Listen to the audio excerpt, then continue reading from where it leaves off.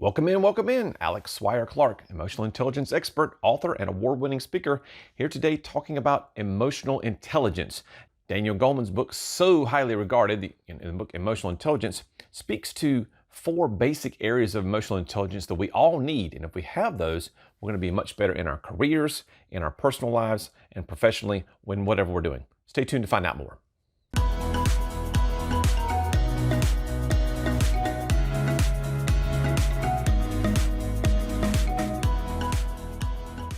Thanks for stopping by, and as always, please subscribe to the channel, like any videos that you find helpful for your personal and professional lives.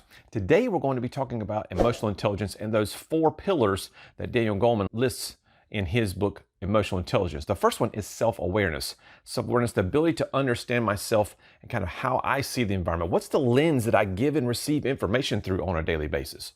From an assessment standpoint, how do I see myself? Do I have a really good gauge of how I see the world? Because a lot of us think we're self-aware, but aren't necessarily self-aware. So if you look in the description below, you'll see some links to the assessments that we provide, less than $13 a piece. Great information to help you determine, are you more of an outgoing person? Are you more reserved? Where do you get your energy from? Is it people or tasks and those kind of things? The second piece of the puzzle is self-management. Self-management. So how do I respond to my environment? So it's understanding myself is great. That's the self-awareness piece. But when things happen, when I interact with others, what am I going to do? It's my responsibility, and it's directly linked to my respond ability. How do I respond in my environment? So this has to do with emotional self-control. Am I a reactive person, or am I going to be proactive in terms of how I respond to things? Can I be adaptable? Am I going to be really strong in one particular emotion? My intensity in that particular area prevents me from being able to adapt effectively over here. What are my blind spots? Am I going to respond in a negative way to someone who's maybe from one quadrant, if you use DISC or Myers-Briggs or EQ or EI or predictive index? What is it going to be in terms of my reaction to others? And this has a direct impact on my achievement, my initiative, and my optimism. As you know, if you've been on this channel before, you know the high I's of the world, super optimistic people. The high C's down in that lower left quadrant typically are more pessimists or realists. So all of these things impact that. So self-awareness and then self-management. How do I respond to my environment when I'm faced with stressful situations, positive situations, and anything that has to do with other people and those interactions? So those are talking about the self side of things. Now we move on to our interactions with others. And specifically, we're talking about social awareness, our ability to understand how other people feel, how other people react to situations, knowing that they may be different than us.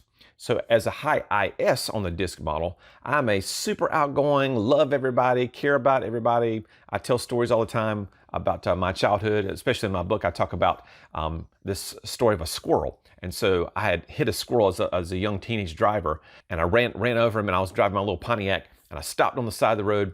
And he was kind of moving, but not really, and I was really concerned.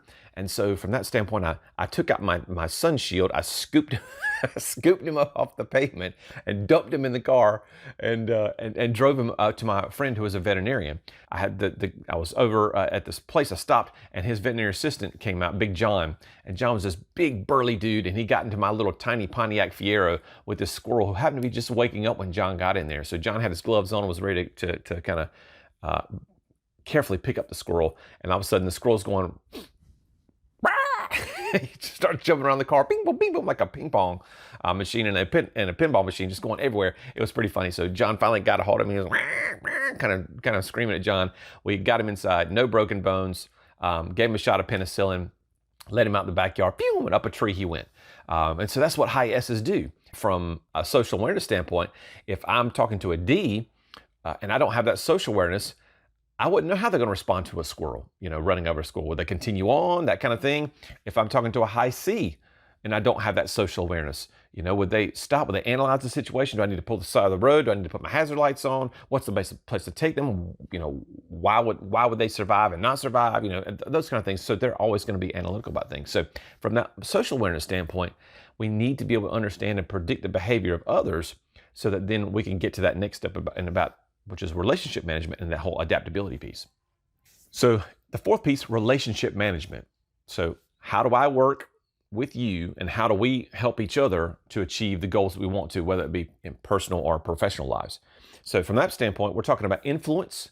We're talking about how to better lead others.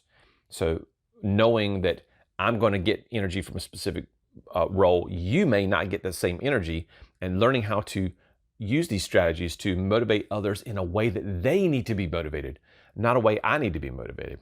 I tell a story a lot in my workshops about being in a theater with my then 10-year-old daughter. And so I was, as a high S, we're very emotional folks. We're very sentimental. And so my daughter is watching the movie Tangled, the Disney movie Tangled. And so I'm sitting there in the theater as a dad, and I start to cry. But you're not supposed to cry during Tangled. Man, there's no place to cry during Tangled. Who cries during that? No, you don't do that.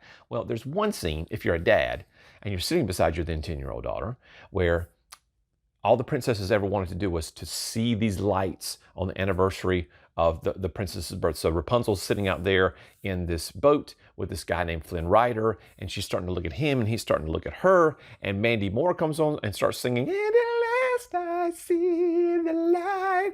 And I'm looking at my daughter, and she's gonna have a boyfriend one day, and she's gonna get married and have some kids. I'm gonna be a granddad. And so I'm tearing up.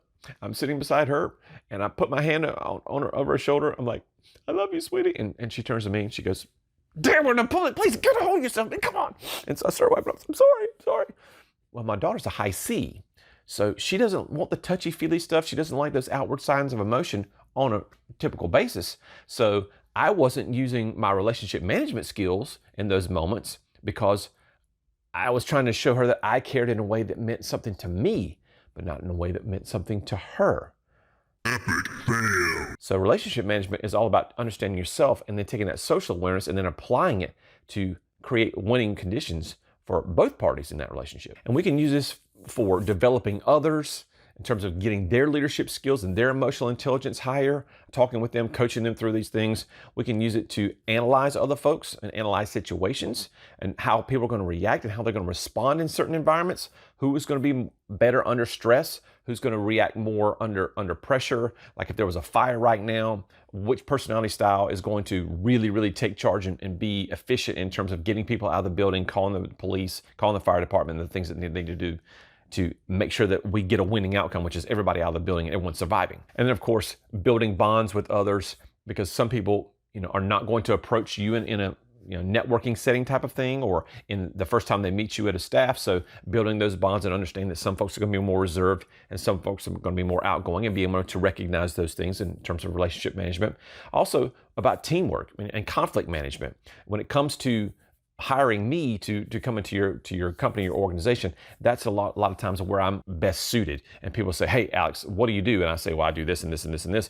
And I say, "Oh, conflict management. Talk to me more about that." And so we talk about understanding other people and this whole self-awareness piece. We have to have a common methodology to speak. So it starts with that self-awareness piece, understanding myself. Then we have that self-management, is understanding that I've got this information now. What do I do with it? The whole Uncle Ben thing, with great power comes great responsibility. Now that I know these things, what am I going to do with them? And so that self-management comes in. And then we start getting into the social awareness piece, and then conflict management is part of that relationship management piece. So I'll come in and I'll work with leadership teams and help them to better coach their people and work with them to manage the relationships. Because a lot of times you'll have this in a lot of companies where sales and the accounting side or the financial side will kind of be butting heads. They don't speak the same language. Salespeople tend to be more outgoing.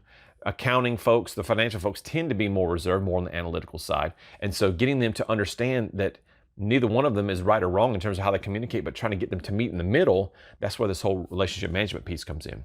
So that's Goleman's breakdown of emotional intelligence in those four main quadrants or four main domains that he talks about. And we talk about them all the time in my workshops, and we do it in a fun, fanatical way. Woo!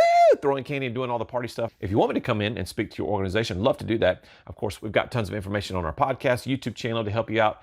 We've got assessments that we sell. Again, see the description below if you want to book me for an engagement, and or if you want to take any of those assessments. Of course, always like and subscribe to the channel. We'd love to get your feedback. What emotional intelligence questions do you have? What kinds of topics would you like to see on the channel? And how can we best tailor our message to make sure you're getting the most out of your visits when you come to our channel? So thanks so much. Take care. Have a great week.